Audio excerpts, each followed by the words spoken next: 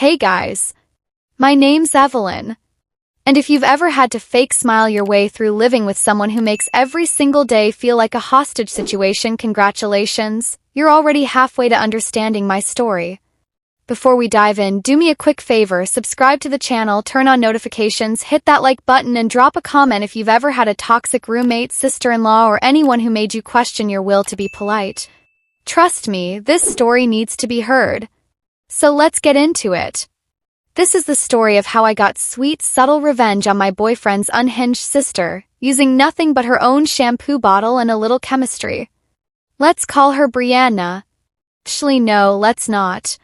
That's her real name, and honestly, I don't care anymore. Now Brianna is a special case.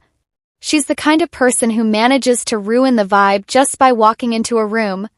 Like you could be chilling, having the best day ever, and she'll burst in screaming about some petty nonsense, and suddenly you're in season 12 of Keeping Up with the Psychopaths. She screams at her mom constantly. Like constantly. Full volume, no filter tantrums over things like dinner not being warm enough or laundry not being done on her schedule. Mind you, she's a grown adult, if you can even call her that, who doesn't cook, doesn't clean, and contributes literally nothing to the household. She talks to her mom like she's a maid, and the rest of us like we're disposable background extras in the Brianna show. And her boyfriend? That poor man is like a ghost. Quiet, awkward, walks on eggshells around her like he's terrified to breathe wrong. She yells at him daily, calls him names, throws stuff, slams doors. It's actually sad. And then there's me. Now me? I try to keep things civil. I cook. I clean. I pay for my own stuff. I try to mind my business and not cause drama. But Brianna? She sees quiet as weak, and baby, she picked the wrong one. The first time she really came at me was over a bed. Yes, a bed. I bought this bed myself. With my own money. Ordered it, unboxed it, built the damn thing with a tiny little Allen wrench and a sore back. And one day, out of nowhere, she walks into my room and goes, "That bed isn't even yours." Like what? I was like, "Excuse me?" And she goes, "That bed belongs to this house. You don't own it. Girl. I bought it. I own it. This isn't Game of Thrones. You're not the heir to the furniture throne." But she wasn't done. She marched over and started messing with the screws on the side of the frame. Like physically tampering with it, trying to loosen them or something. I don't even know. I asked her firmly to stop. And she lost it. Started yelling about how I don't respect her in her own house. It's her mom's house, by the way, and that I think I'm better than everyone. Like, no. I just don't think you should be unscrewing furniture you don't own while throwing tantrums in someone else's room. And just for some extra seasoning, all of this happened on my birthday. Yep. The big 2-0. I had barely even finished my coffee when her mom walked in from a full day of work, and Brianna immediately picked a fight with her. Screaming. Crying. Slamming drawers. And I'm just standing there, watching this grown woman throw a tantrum at her own mother while I'm still holding a slice of cake someone else had brought me, because of course Brianna didn't say happy birthday. She didn't even look at me. And you know what really sealed it? Later that night, we all went out, me, my boyfriend, Brianna, and a few others, to this bar downtown. And of course, Brianna got wasted. I mean obliterated. Slurring her words, spilling drinks, screaming, "I'm not drunk," as she fell into a trash can. She ended up vomiting in the Uber and passing out in the back seat of the car. So who had to take care of her? Me. And my boyfriend. On my birthday. I spent the night cleaning puke, holding her hair back, dragging her out of traffic lanes while she screamed about how no one loves her. And I think that was the moment. That was when I realized I don't owe this girl kindness. I don't owe her understanding. I owe her absolutely nothing. And if the universe was going to keep handing me these little signs, these neon blinking red flags, maybe it was time I listened. So I started thinking. Not loud revenge. Not a screaming match. Something quiet. Subtle. Effective. I didn't want her arrested. I wanted her inconvenienced. I wanted her confused. I wanted her standing in front of a mirror wondering why the hell her identity, her precious black hair, was fading before her eyes. And then, TikTok delivered. I was scrolling late one night when I came across a video titled, "How to Strip Box Dye from Your Hair Using Vitamin C, Baking Soda, and Vinegar." You ever feel the universe wink at you? That was it. That was my sign. So I got to work. I crushed up about 10 vitamin C tablets, the fizzy kind you take when you're sick, into a fine powder. Added some baking soda, a splash of white vinegar, a dash of salt for good luck. Mixed it all together until it looked like something straight out of a DIY chemistry horror show. Then I waited. Waited until the house was quiet. Waited until I knew she wouldn't be coming back for a few hours. And I snuck into the bathroom she shares with her boyfriend. There it was, her precious shampoo. The fancy salon stuff she guarded like it was liquid gold. I opened it. Poured the whole mixture in. Gave it a gentle shake. Closed it. Wiped the bottle down like a crime scene. Put it right back in its spot. And walked away. No yelling. No drama. No trace. Just science. So after I put the shampoo bottle back, clean, sealed, innocent, I went back to my room like nothing happened. That was the hardest part. Not smiling. Not grinning. Not breaking into a full-on evil villain laugh in the hallway. I had to act normal. Chill. Like I hadn't just set the most personal trap ever created using pharmacy vitamins and salt. And then came the waiting. You know how people say revenge is best served cold? Wrong. Revenge is best served slowly. Like tea. Or rot. Every day after that, I'd casually listen in whenever she went to shower. Nothing at first. Just the usual thud of her stomping across the floor, the water running, the muffled off-key singing of some Billie Eilish song she clearly didn't understand. But then, maybe around day 3, things got interesting. I was sitting at the kitchen table, sipping my coffee. She walked past me, freshly showered, hair up in a towel. She grabbed a spoon, opened the fridge, slammed something shut for no reason, typical Brianna things. But I noticed it. The faintest ring of brown at her roots. Now to most people that would look like normal root growth. But Brianna? She's a perfectionist when it comes to her hair. Jet black. Always. No exceptions. No roots. She's the kind of girl who will panic over a quarter inch of new growth like it's a national emergency. So I watched. Quietly. The next day, she took her hair down in the hallway mirror. I just so happened to be walking by, oops. And I caught it.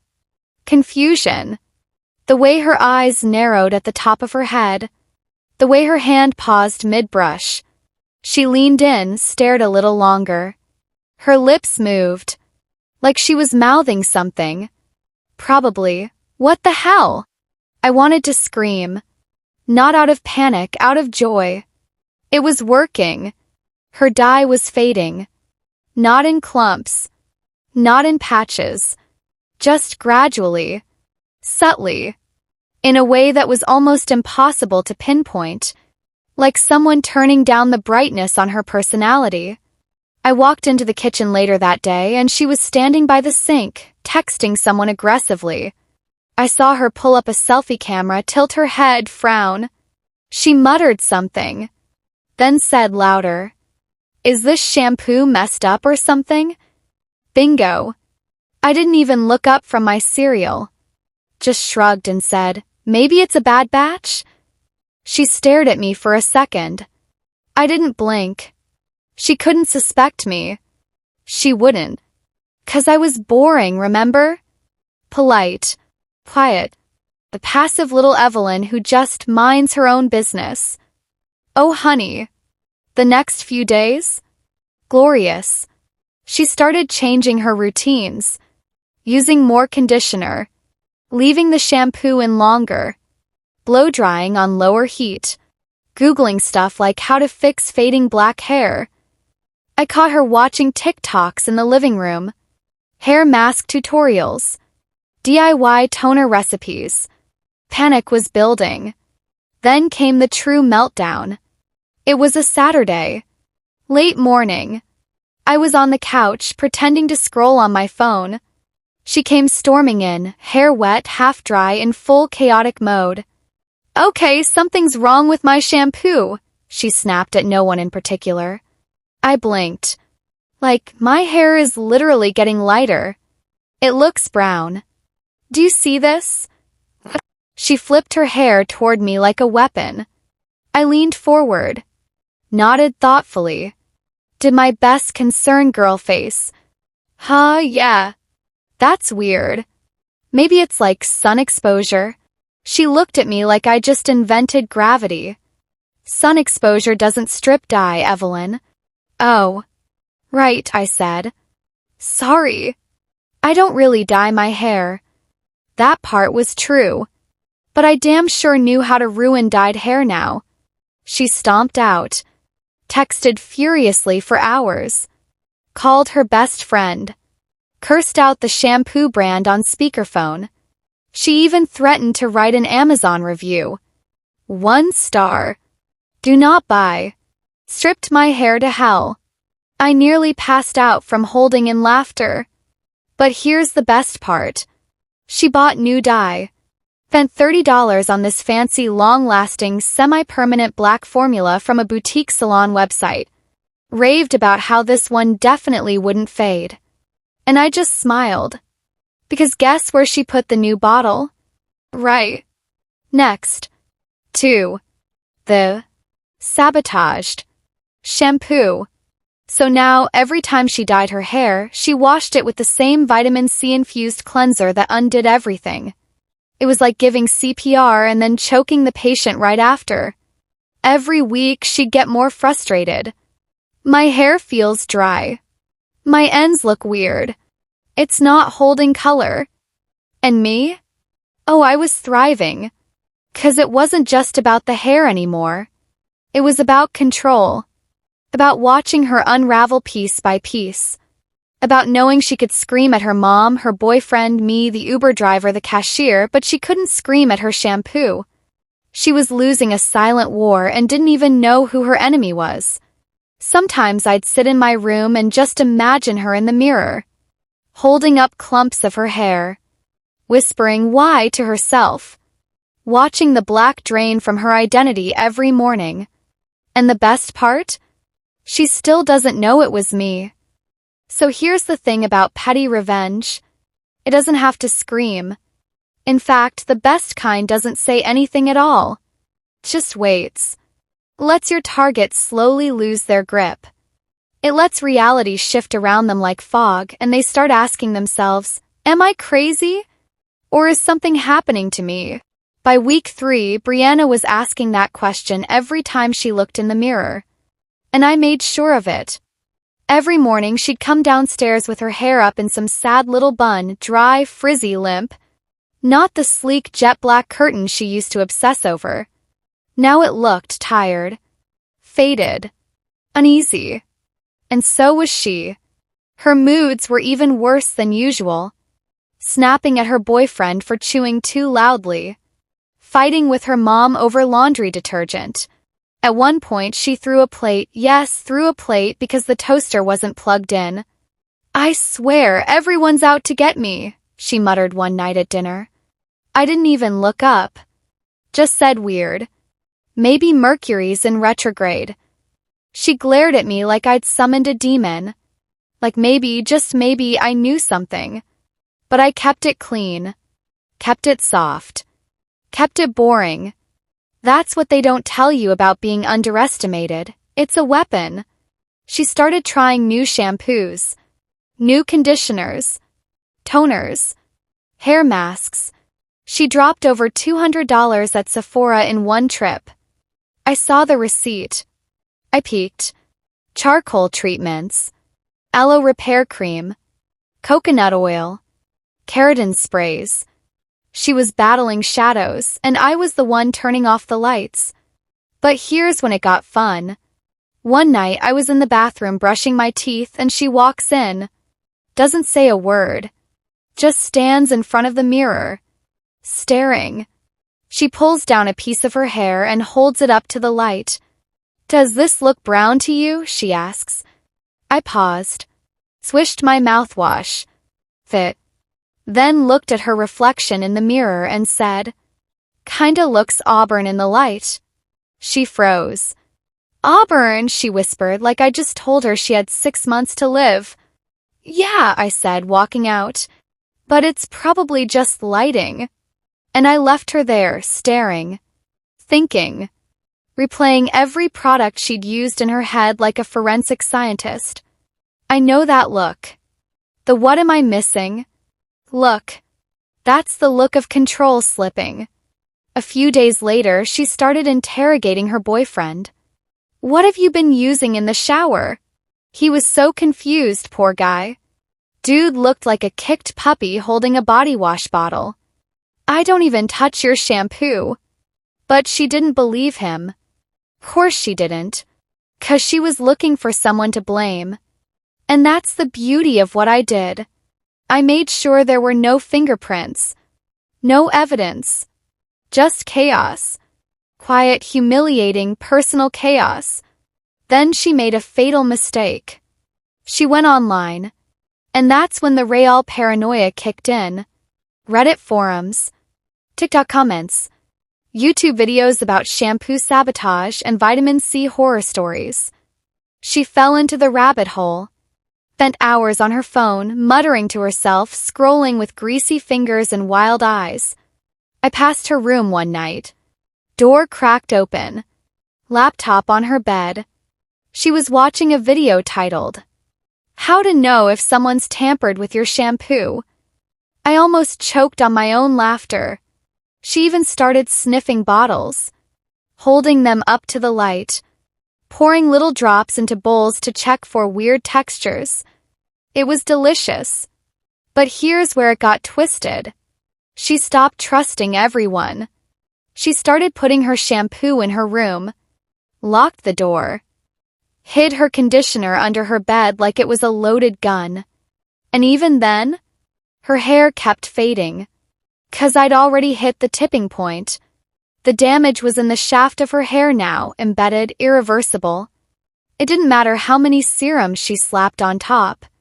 That black dye was gone. Her hair had been chemically gaslit. Every strand whispered, "This isn't who you are anymore." And you could see it in her face. She didn't feel pretty anymore. She didn't feel in control. She didn't feel like Brianna. Which was wild because all I did was give her a little nudge. A gentle sabotage. The rest? That was all her. Her ego. Her vanity.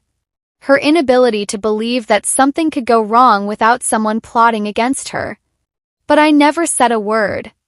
And that silence? That was the loudest part. It wasn't long before she started blaming her mom.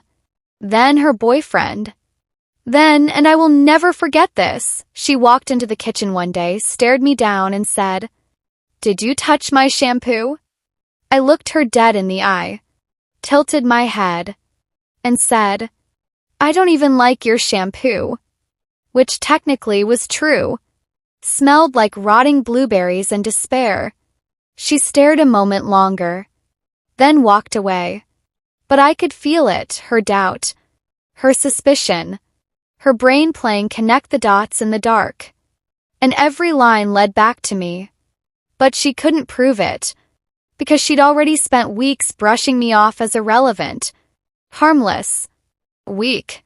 She'd trained herself to see me as decoration. And now?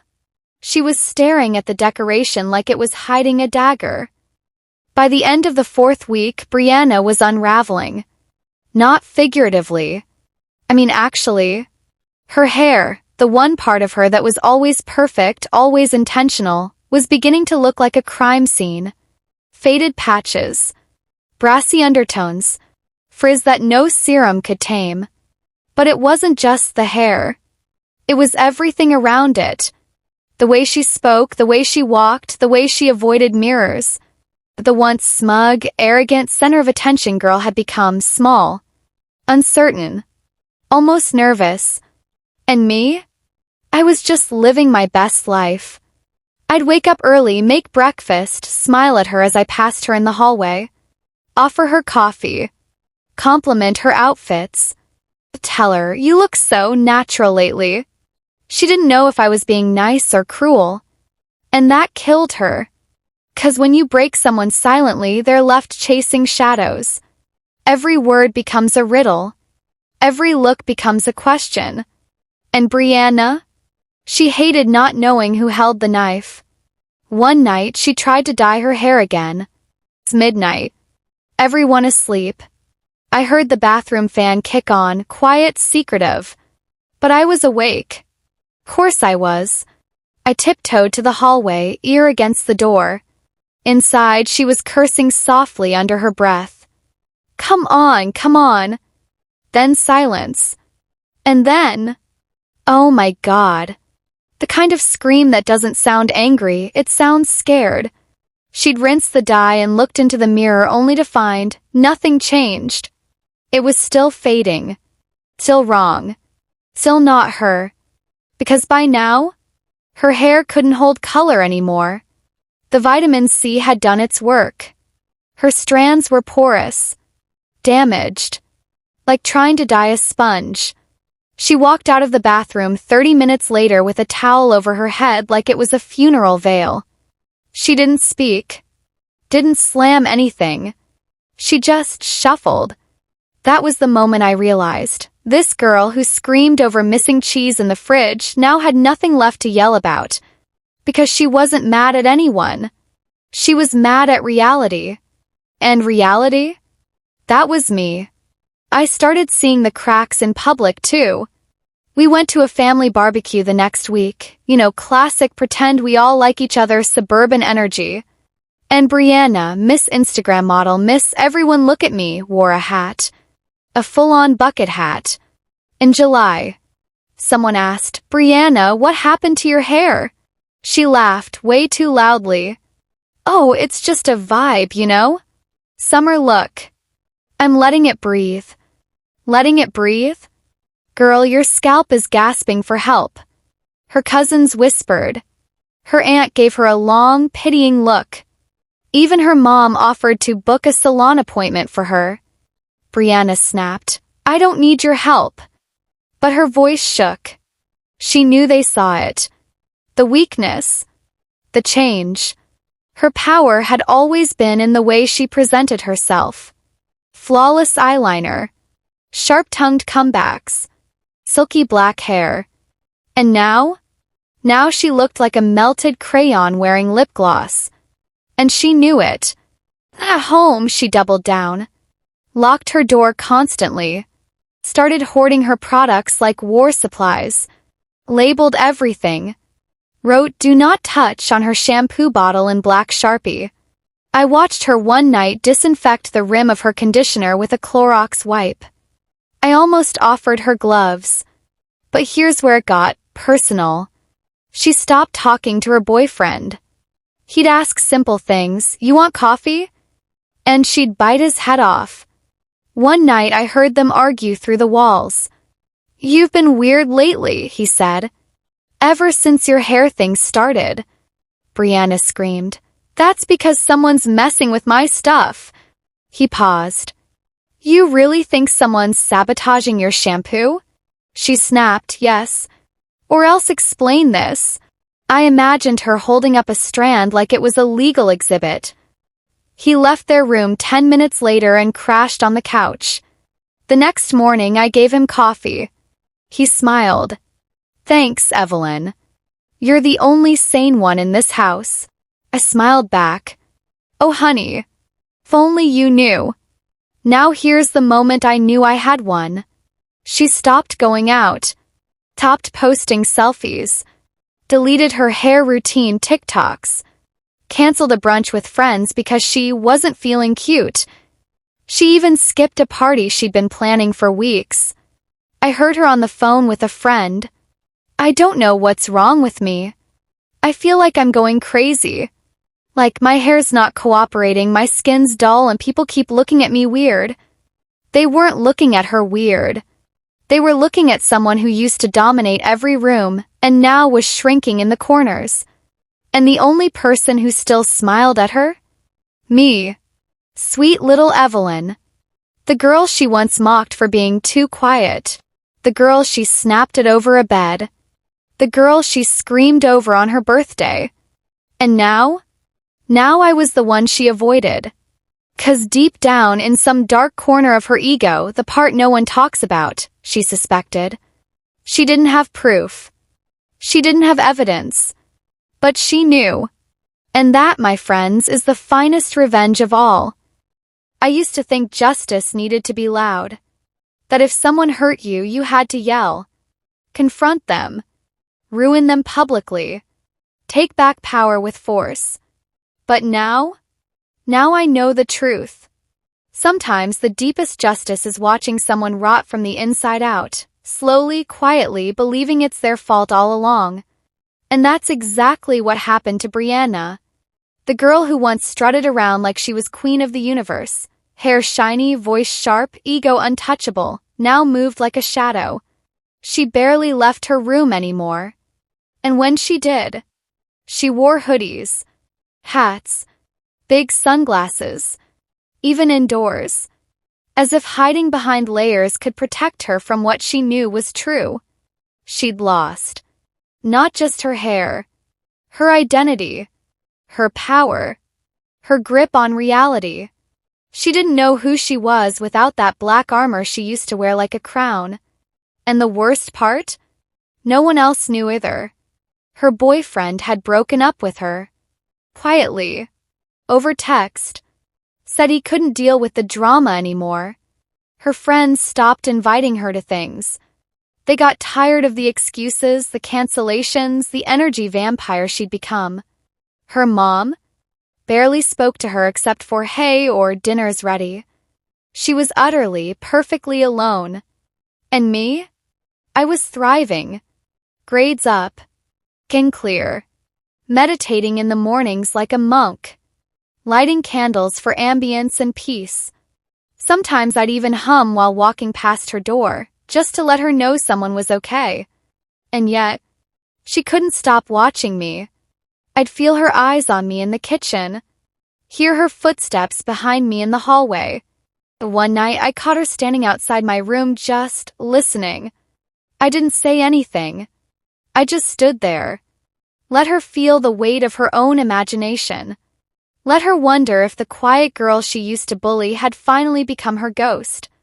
Then the last straw. She dyed her hair one final time. Spent hours in the bathroom. Door locked. Fan on. Music blasting. I heard her laughing. Singing. Hopeful. Delusional. She thought maybe this time it would work. Maybe this brand, this toner, this ritual would fix everything. She came out around midnight. Smiling. Hair damp. Smelling like chemicals and desperation. I was in the kitchen making tea. She looked at me wide-eyed. It worked. I looked up, blinking. What? The color. It's back. Finally. I nodded slowly. That's great. And for a second, I almost believed her. Until the morning. She screamed so loud I spilled my tea. I walked calmly to the bathroom door. She was standing in front of the mirror, hair completely dry now, and the horror on her face was art. Because it hadn't worked. Color had faded overnight. Worse than before. Now it looked orange-brown like rust. She looked like someone who tried to cosplay as Morticia Addams and ended up as a haunted pumpkin. She collapsed to the floor. Just sat there. Silent. And something inside me shifted. Not guilt. But completion. It was done. She wasn't a threat anymore. She wasn't loud. She wasn't cruel. She wasn't even Brianna. She was just a shell. And I had hollowed her out. But here's the part that'll haunt her forever. She never got to be angry at me. 'Cause I never got caught. I never confessed. Never gloated. Never whispered, it was me. And I never will. 'Cause it's not about being the villain in her story. It's about knowing she can't write the ending. Only I can. And so a week later I moved out. Packed my things. Hugged her mom. Left her a goodbye card. And I put one last thing in her bathroom before I left. A brand new bottle of shampoo. Unopened. Untouched. Perfectly normal. With a note taped to it that said, maybe it was never the shampoo. I don't know if she read it. I don't care. Because I'm not watching anymore. I don't need to. She'll carry this doubt forever. She'll look at every bottle suspiciously. Watch every roommate carefully. Second guess every product she buys. She'll never trust a shower again. And me? I'm free. Hi. My name's Evelyn. And I never laid a hand on her. But I made her destroy herself. All I did was give her just enough rope to wrap around her own vanity. And she pulled.